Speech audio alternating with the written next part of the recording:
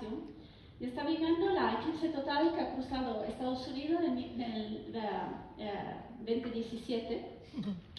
Y lo que más me gusta de este video son los gritos de las personas, el entusiasmo que sienten. A ver, también hablamos de Estados Unidos, entonces, bueno, chillan bastante. Pero bueno, escuchamos. A ver.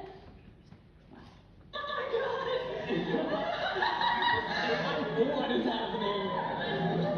This is absolutely insane. There's a breeze! There's a breeze!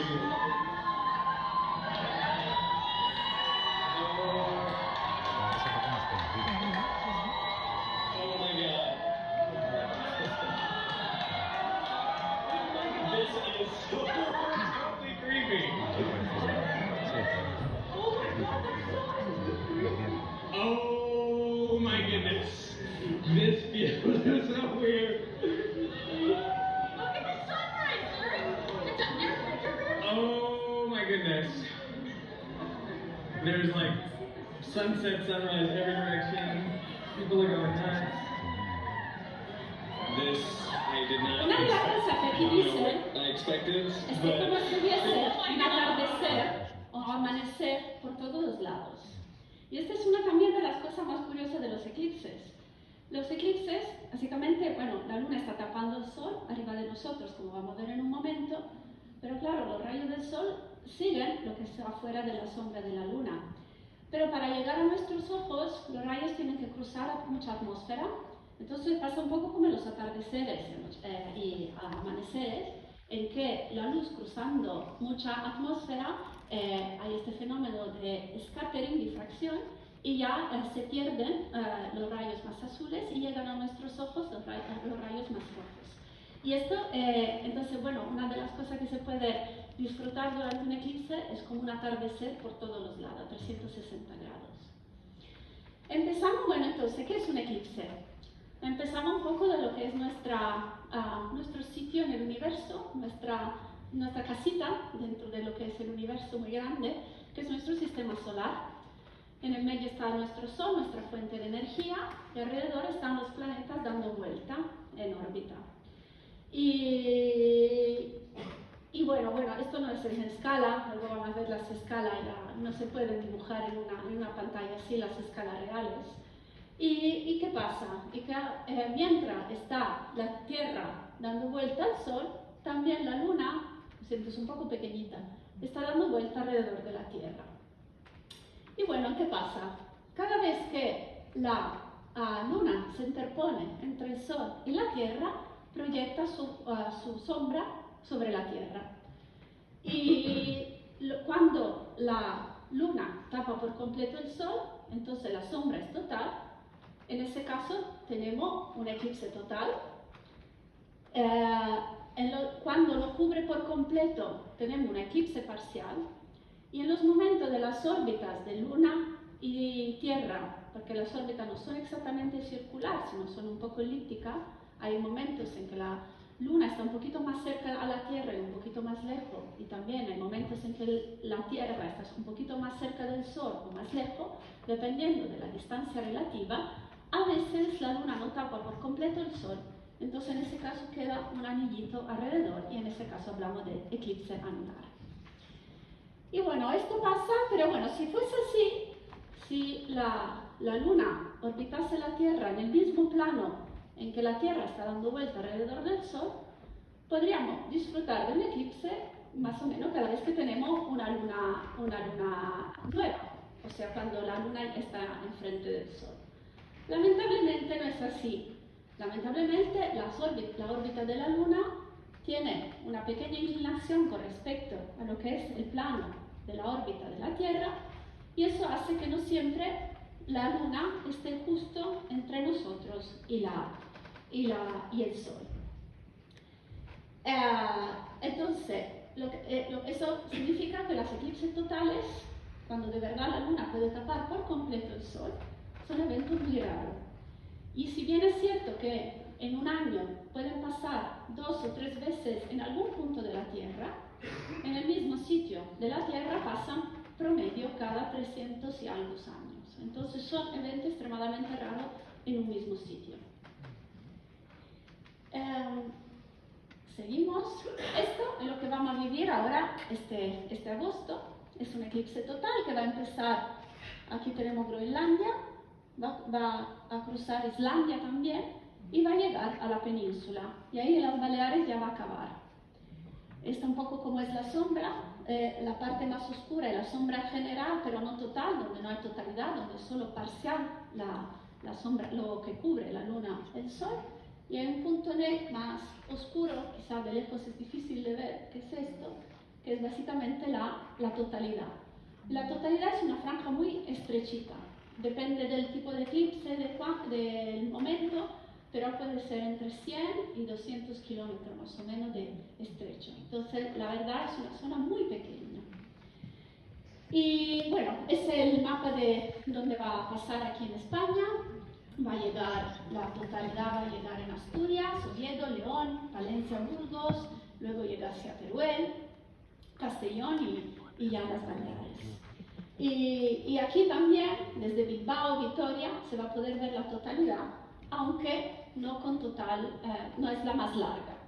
En esta faja, en Donostia, lamentablemente no va a ser total, llega casi al 99%, pero no es total.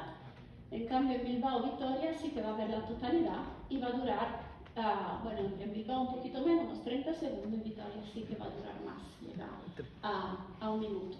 Y hay zonas en la total, un poquito más al sur y oeste, donde sí que va a llegar hasta 1 minuto y 40, eso va a ser el máximo. Lo que estamos viviendo es mucha suerte porque la península vive, puede vivir no solo este eclipse, sino lo que llamamos un trío de eclipses, que va a pasar este año, el que viene y el siguiente. El año que viene va a haber un eclipse total, de hecho de muy larga duración, lo máximo va a ser en el norte de África, en alguna zona, va a llegar hasta 7 minutos de duración de totalidad, es muchísimo, y va a cruzar pero también Andalucía, el sur de Andalucía. Y luego en el 2028 va a haber un eclipse anular, entonces la luna no cubre por completo el sol, pero va a quedar un anillito alrededor de la luna. Y el eclipse anular que va a ser en enero del 2028. Entonces, bueno, tenemos bastante por delante, varios fenómenos que van a cruzar la península para poderlos disfrutar. Vamos un poquito a la historia. Entonces, hemos dicho que son eventos raros. En España hubo en la península hubo un eclipse total en 1905, en 1912, en el siglo pasado, y en Canarias en 1959. Este es un pequeño extracto de la televisión que me hace un poco reír por la manera de contar las cosas que se usaban en los años 50.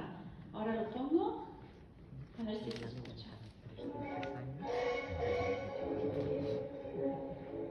En Fuerteventura, el eclipse es estudiado desde las diversas instalaciones establecidas para la observación, donde Gandía fue declarado punto cumbre. Sucesivamente, vemos al equipo portugués, al equipo inglés y al de los Estados Unidos. Aparte de los caracteres espectaculares del fenómeno, el interés de la observación se concreta en los estudios sobre la corona solar, cuyas protuberancias son visibles cuando un cuerpo lo cubre. Protuberancias que están compuestas por gases lanzados a gran altura y que a veces alcanzan 400.000 kilómetros. Los científicos ultiman los preparativos. La presencia de oscuros cúmulos dificultó considerablemente la visibilidad. También trabajaba en Gandía un equipo español. A la hora prevista, comienza la labor de observación de los astrónomos. En la primera fase, la luna cubría la cuarta parte del astro rey. La temperatura descendió ligeramente y el día comenzó a oscurecerse.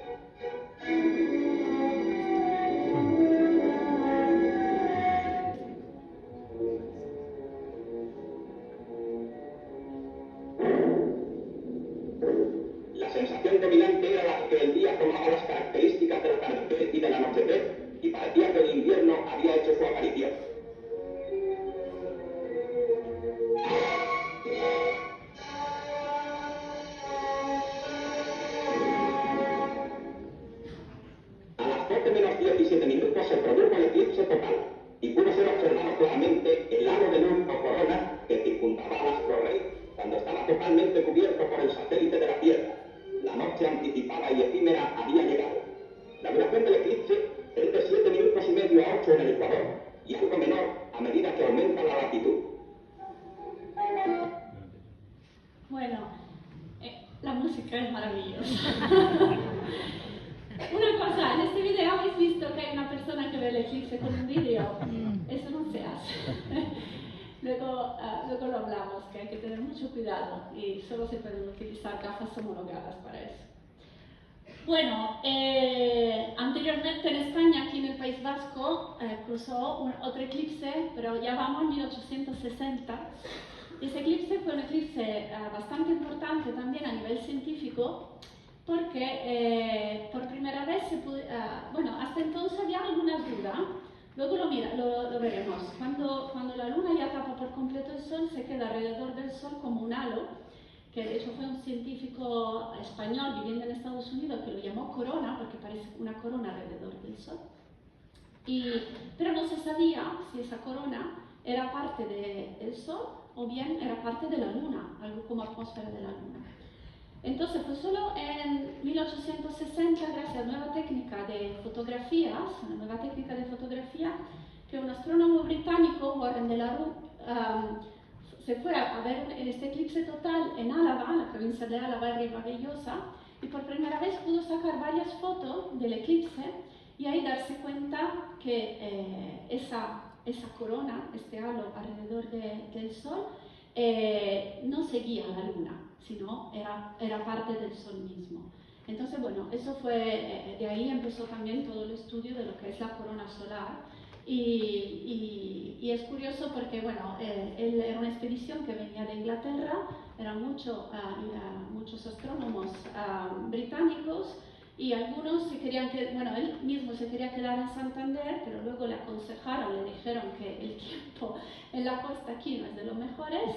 Entonces, bueno, le aconsejaron de irse al interior, se fue a la provincia de Álava y ahí sí que pudo disfrutar de este eclipse, sacar estas fotos, de este descubrimiento. En cambio, sus compañeros que se habían quedado en Santander se quedaron sin ver el eclipse. Bueno, antes de seguir, también vamos a hablar de eclipses de luna, porque también estas son útiles. Luego os contaré de algún descubrimiento que se han hecho gracias a eclipse, también son importantes las eclipses de luna, de totalidad, lo que se llama la luna roja. En este caso es la luna llena, la Tierra está entre medio, la luna y el sol, y está la sombra de la Tierra que se proyecta sobre la luna. En este caso la Tierra que cubre la luz del sol en la luna. Ahora, ¿por qué se llama luna roja? Lo mismo que hemos hablado antes. En este caso, los rayos del sol no llegan directamente a la luna, sino llegan cruzando la atmósfera de la Tierra. Entonces, otra vez, rayos que cruzan mucha atmósfera, se quedan solo los rayos más rojos. Por eso se llama la luna roja. Y de aquí empezamos a hablar de la utilidad de un eclipse. Y antes de ir a cosas más científicas, hablamos algo más para salvarse la vida. ¿Alguien sabe qué pasó a Cristóbal Colón? ¿Cómo utilizó Cristóbal Colón una eclipse de luna? Pues en el 1504, Cristóbal Colón se encontraba en Jamaica en uno de sus viajes y bueno, ya creo que sabemos todo que explotaba bastante la gente, los indígenas, y ahí después de varios meses de recibir dono, comida y varias cosas de los locales, los jamaicanos, los que vivían ahí, se decidieron rebelarse, ya estaban un poco hartos de ofrecerle todo a Colón y a su tripulación. Entonces Colón se encontró en una situación difícil, que no sabía cómo convencer a los locales de seguir dándole provisiones. Entonces miró sus almanaques, entonces se sabía, aunque no se sabía exactamente que era un eclipse o que eran los astros, pero ya se podían predecir tanto las eclipses de sol como las eclipses de luna. Entonces miró en todos sus libros los almanaques que tenía y vio que dentro de unos días, iba a haber un eclipse total de luna, la luna se iba a volver roja. Entonces contó a los indígenas que si no le seguían dándole provisiones, su dios se iba a enfadar muchísimo y iba a teñir la luna de sangre. Y bueno, eso efectivamente pasó, la luna empezó a teñirse de sangre, los indígenas empezaron a asustar muchísimo Y bueno, y desde aquel momento volvieron a servir a Colón para no enfadar a los dioses. Entonces, bueno, en este caso una utilidad del eclipse, aunque es un poco más explotación que utilidad de otra cosa. Pero es un cuento interesante, una anécdota curiosa. Vamos a algo más científico. Y vamos atrás a Aristóteles, 300 años antes de Cristo. Aristóteles estuvo también, estamos hablando aquí de eclipse de luna. Aristóteles vio, no sé si se puede apreciar bien, que la sombra de la Tierra sobre la luna es redonda. Y como el eclipse de luna sí que pasa más frecuentemente, se dio cuenta que independientemente de cuándo pasaba, la proyección, la sombra de la Tierra sobre la luna siempre era redonda. ¿Y cuál es la única figura geométrica que independientemente de dónde la ves te da una sombra redonda? Es una esfera. Entonces Aristóteles, ya en el 300 antes de Cristo, se dio cuenta que la Tierra tenía que ser esférica. Entonces, si os ocurre hablar con un terraplanista, el primer argumento que podéis hacer es que, bueno, Aristóteles ya hace 2300 y más años ya se había dado cuenta que la Tierra tenía que ser esférica por su proyección, su sombra, arriba de la Luna. Unos años después, Aristarco de Samos fue un pasito más allá. También empezó a mirar cuántas lunas podrían caber en la sombra de la Tierra. Y calculó que más o menos la sombra de la Tierra es 2.5 veces más grande del tamaño de la Luna. Entonces, con esto concluyó que la Tierra debía ser mucho más grande que la Luna.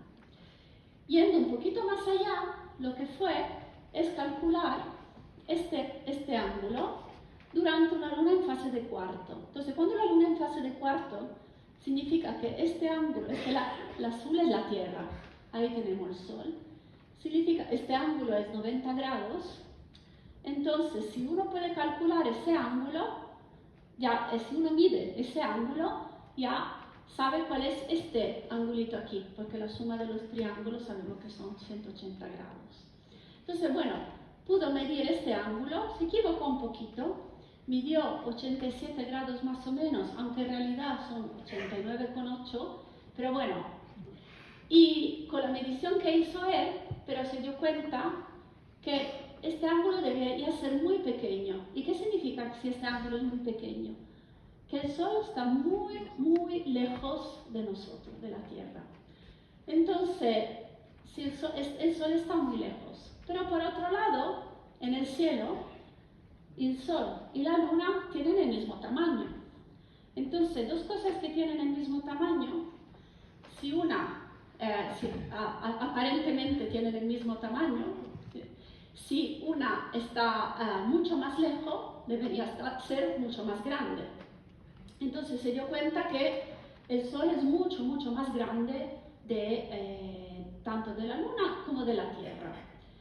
Y aquí es interesante, bueno, aunque él hizo las medidas un poco, estaba un poco equivocado, pero es muy interesante que pudo efectivamente deducir que el Sol debía ser muy, muy grande, mucho más grande de la Tierra y de la Luna.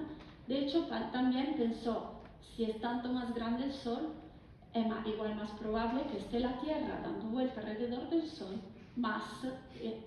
y no al revés, el Sol alrededor de la Tierra. Y esto fue muchísimo tiempo antes de cuando por fin se aceptó la teoría heliocéntrica, o sea que es la Tierra que da vuelta alrededor del Sol y no al revés. Entonces también es curioso cómo, estudiando el cielo y utilizando eclipses, se pudieron deducir y descubrir cosas sobre nuestro sistema solar con herramientas también muy básicas, pero también con mucho ingenio. Y aquí un paréntesis, luego lo vamos a hablar otra vez. Ese es un punto muy importante, que el Sol y la Luna en el cielo tienen el mismo tamaño.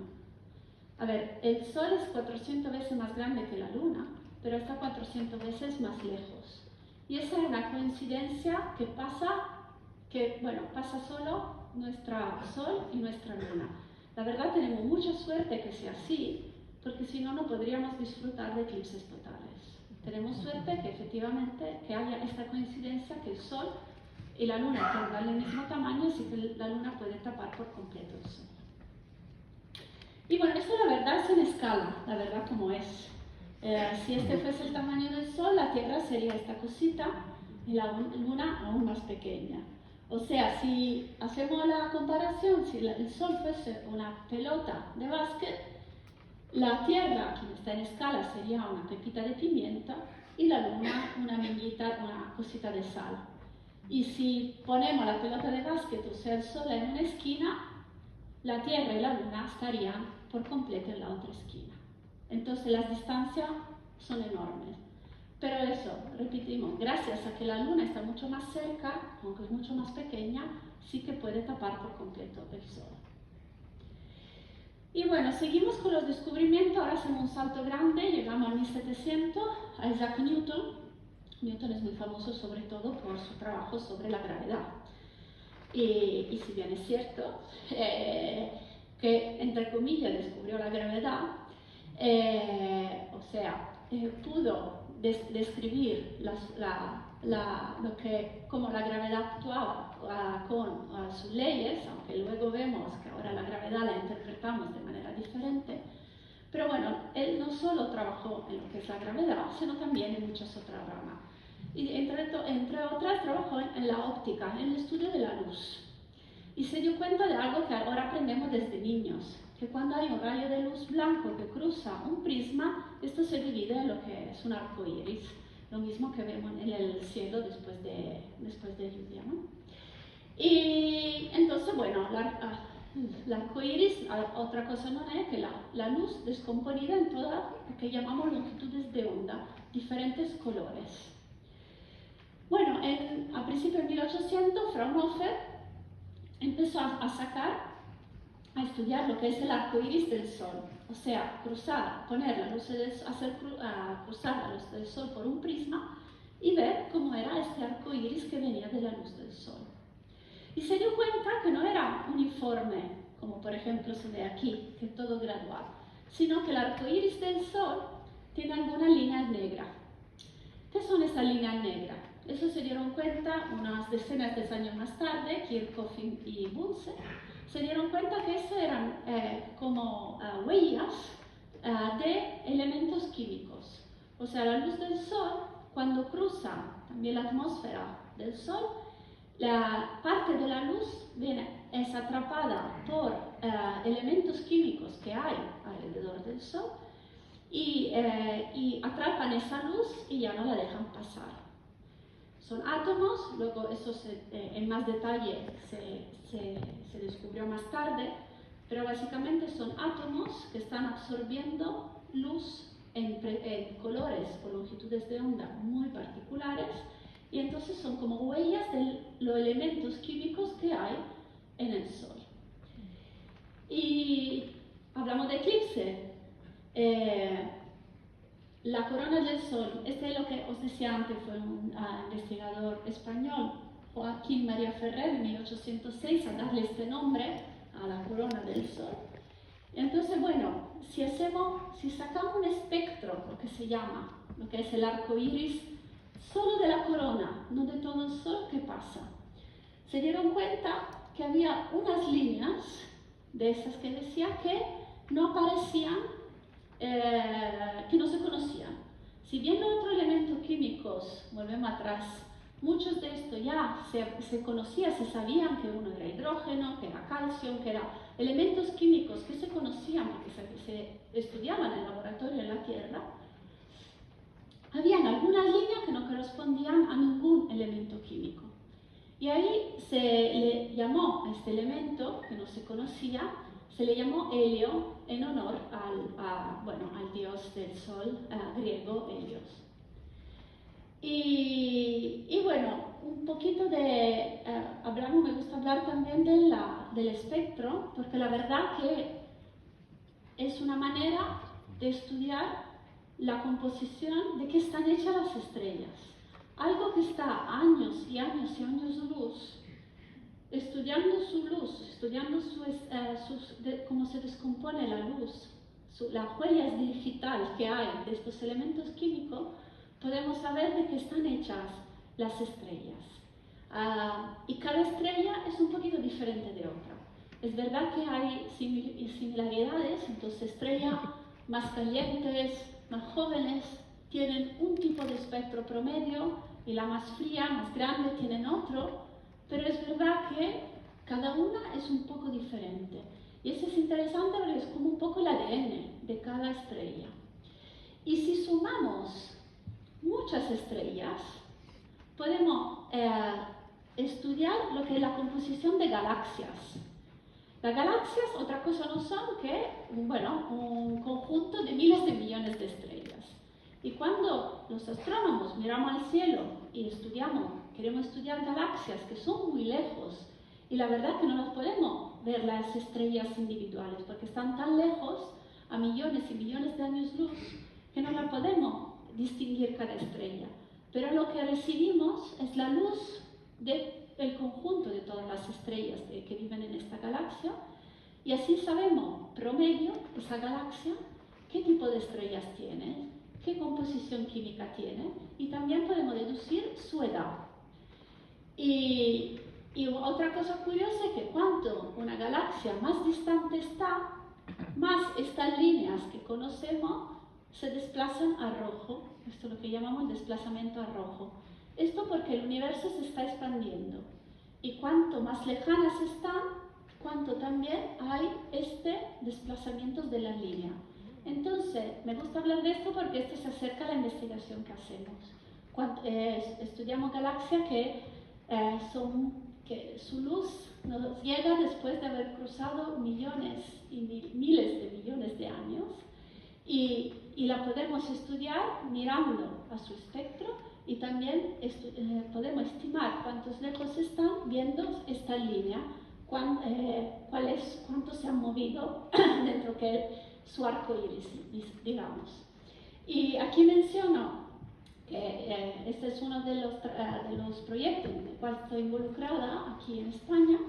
Es un proyecto del Observatorio Astrofísico de Jabalán, en Teruel, donde hay un nuevo observatorio astronómico. Si alguna vez tenéis ocasión de pasar por Teruel, os aconsejo ir a visitarlo porque es muy bonito, tanto el observatorio como hay un centro de divulgación científica, también hay un museo astronómico, también organiza muchísimas actividades ahora en ocasión también del eclipse. Y uno de los objetivos de este proyecto es sacar espectros de baja resolución por millones y millones, decenas de millones de estrellas, de galaxias, para hacer un mapeado del cosmos, o sea, un mapeado de cómo las galaxias se distribuyen, no solo en el cielo, pero también de cuántos lejos están. Entonces, como una distribución en 3D, un estudio en 3D de lo que son las galaxias, para también descubrir cómo ha evolucionado el universo a lo largo de su historia. Y bueno, y pasando a lo que es, según mi juicio un poco sesgado, el experimento más bonito que se hizo con un eclipse total de Sol, que seguro ya habéis escuchado hablar, que ha sido una de la comprobación de la teoría de la relatividad general de Einstein. En 1915, Einstein, ¿os acordáis de Newton? Hemos hablado que por Newton, la gravedad era una fuerza entre dos cuerpos. Bueno, Einstein cambia esa visión de lo que es la gravedad. La gravedad no es una fuerza entre dos cuerpos, sino una deformación del espacio-tiempo.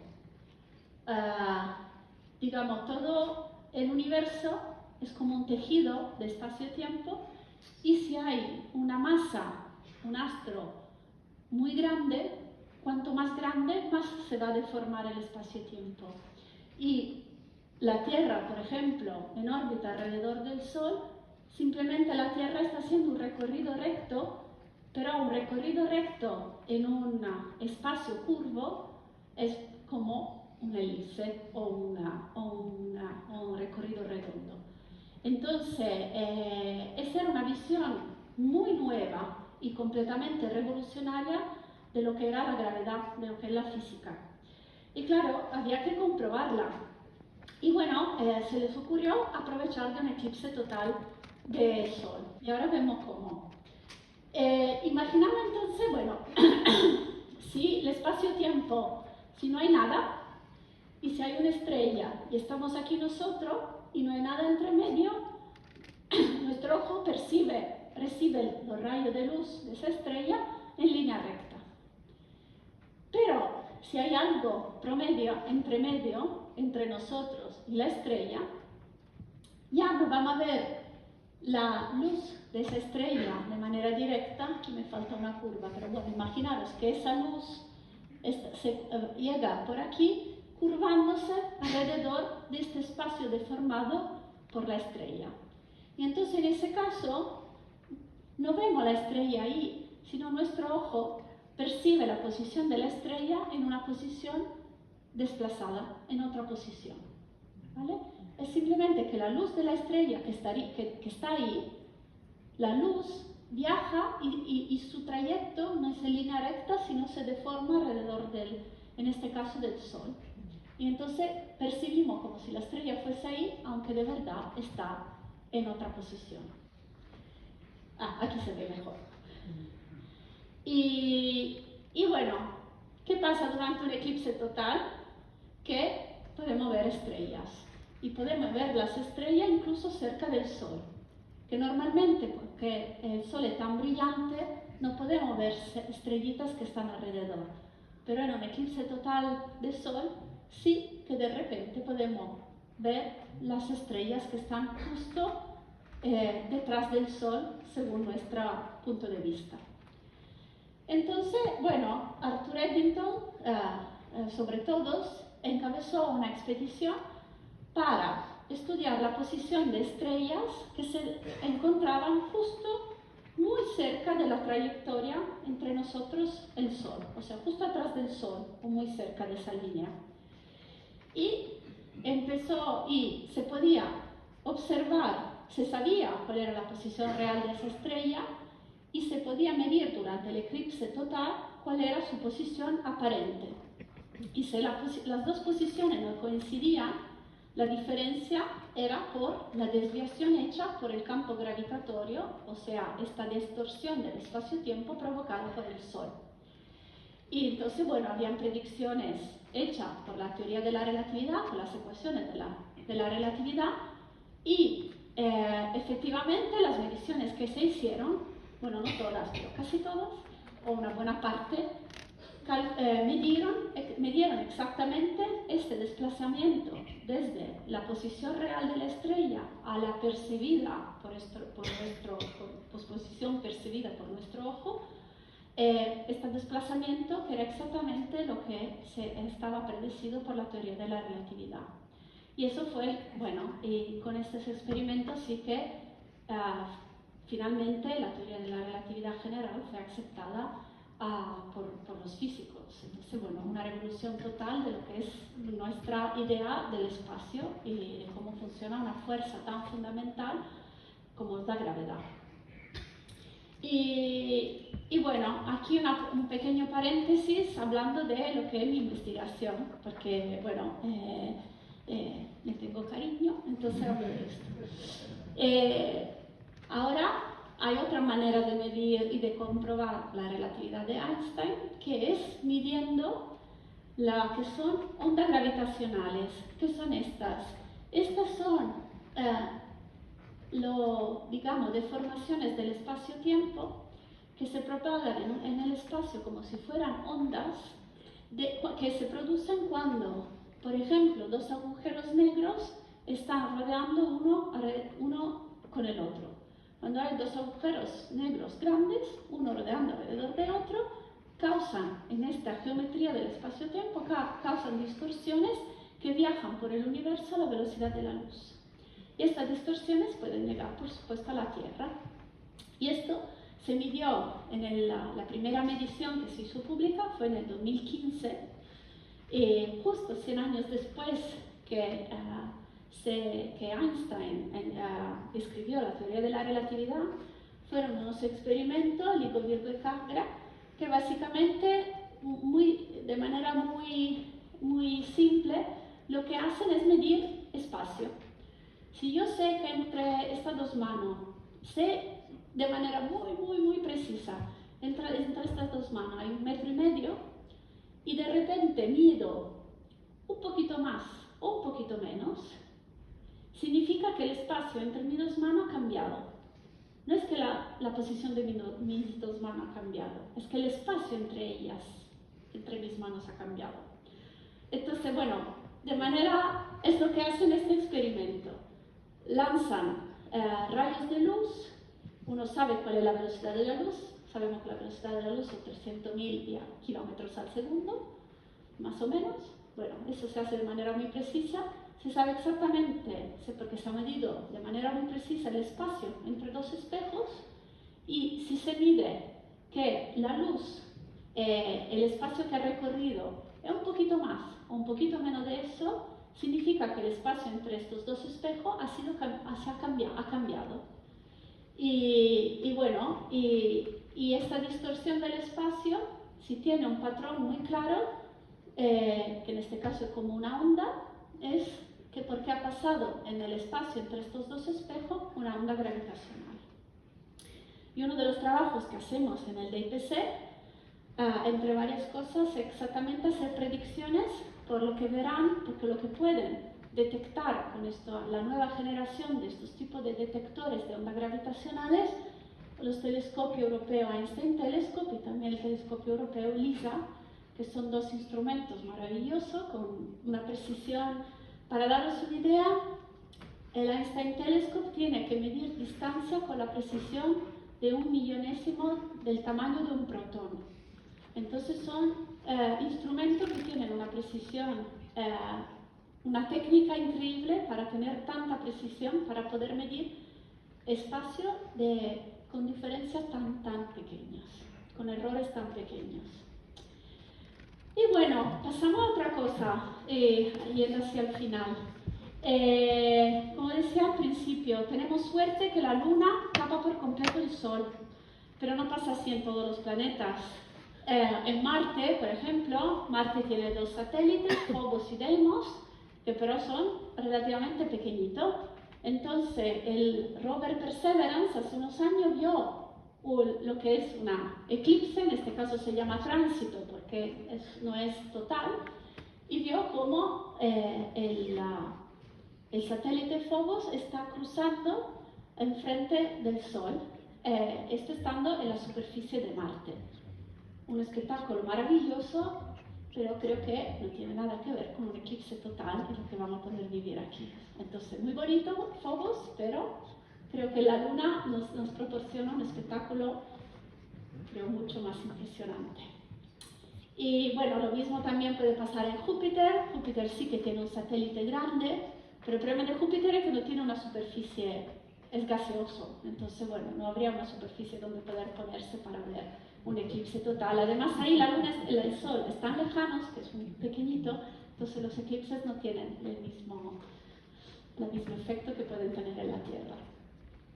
Y bueno, pero, simplemente un paréntesis, que lo que son estos tránsitos, que podemos llamar como eclipses también, se usan para detectar planetas fuera del sistema solar. Imaginar una estrella que tiene una cierta luminosidad, no llega una cierta cantidad de luz de esa estrella, y si de repente, enfrente de esta estrella, a ver si vuelve, pasa aquí. Si enfrente de esta estrella pasa un planeta, en este caso nos llegará menos luz porque el planeta es más grande, en ese caso el planeta es más pequeñito y nos llegará menos luz. Nos llegará lo que ha reducido la luz es menor. Entonces, de esa manera, hay telescopios ahora de última generación, entre los cuales el telescopio espacial Kepler, que han descubierto, esas no son imágenes reales, porque son tan lejos que no lo podemos sacar una foto de esos planetas. La sola manera de detectarlo es a través de esta pérdida de luz, este tránsito, este eclipse que hacen enfrente de su estrella. Pero bueno, una visión artística de estos planetas, y se han descubierto centenares de nuevos planetas, incluso algunos que son más o menos el tamaño de la Tierra. Entonces, bueno, en algún momento ya llegaremos a descubrir algún planeta que se parece a nuestra casa. Y bueno, volvemos, para ir concluyendo, volvemos a este año, al eclipse total que nos toca vivir, que podemos disfrutar y vivir. Hay páginas web, por ejemplo, también este visualizador del Instituto Geográfico Nacional, donde uno puede poner exactamente la dirección o de dónde está y ver si se puede ver la totalidad o no. En este caso he puesto a Bilbao, bueno, luego uno puede hacer zoom y verlo más en detalle, y las zonas de sombra son los puntos en los cuales no se puede ver. A ver, ojo, que aquí es solo la orografía del terreno, no están incluidos edificios o árboles, entonces bueno, hay que tener un poco de cuidado con eso. Pero bueno, aquí nos dice que en Bilbao el 100% va a haber totalidad, y aquí dice cuándo va a pasar.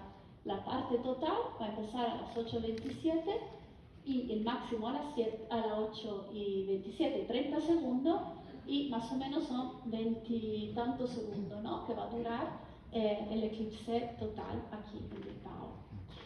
Y lo hemos dicho antes, ojo y tener mucho cuidado con mirar el eclipse, nada de vidrio quemados, de negativos de fotos, de películas como se usaban una vez. La sola cosa que se pueden utilizar son gafas homologadas, y aquí tenemos unas cuantas para distribuir al final de la charla. Por favor, no más que una por persona, porque he traído solo un número justo. Entonces, solo gafas homologadas para poder observar el eclipse. Se pueden quitar solo en el momento de la totalidad, cuando ya el sol está por completo tapado por la luna. Un paréntesis también, justo antes y justo después podéis disfrutar de la que se llaman perlas de Bailey. Bailey es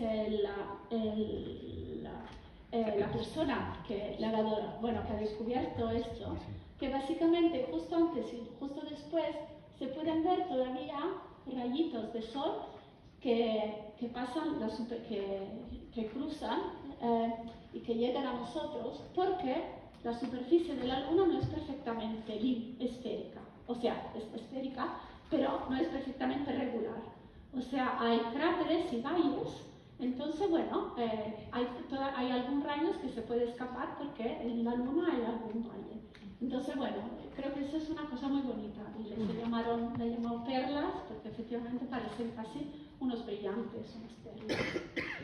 Y aunque ahora sabemos que son eclipses, tenemos un conocimiento científico sobre ellas, por siglos han sido vividas a nivel un poco místico, ¿no? O como algo, el sol y la luna que se encontraban, los enamorados que se encuentran, como algo de miedo, o dragones que se comen al sol. Y aunque ahora sabemos y que eso, tenemos una visión más científica de los eclipses, creo que es bonito también vivirla con esta emoción, como algo tan especial. Y es también como hacen los animales. Ahora, una de las cosas más interesantes que nos ha hecho a lo largo de la historia, de manera sistemática, porque son tan raros los eclipses, es estudiar cómo se portan los animales. Entonces os invito a disfrutar del espectáculo y también escuchar los sonidos, y si tenéis algún animal, ver cómo reacciona. Es curioso porque hay animales como los elefantes que se juntan como cuando ya es hora de dormir.